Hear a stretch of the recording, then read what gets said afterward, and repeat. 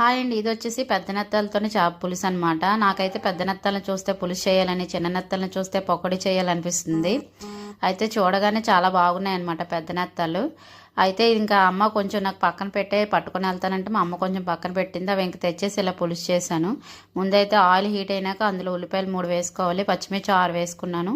కారం కొంచెం ఎక్కువగానే ఉంటే బాగుంటుంది. తర్వాత ఇందులోనే 2 టమాటాలు కూడా మగ్గిపోయినాక ఉప్పు కారం వేసి కొంచెం ముద్దలాగా అయినాక మనం బాగా క్లీన్ చేసి పెట్టుకున్న చేపల్ని ఇందులో వేసుకోవాలన్నమాట, నెత్తల్ని.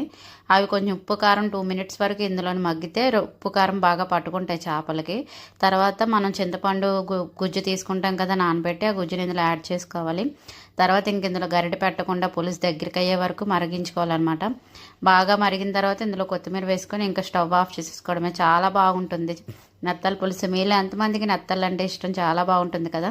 నచ్చితే లైక్ చేయండి.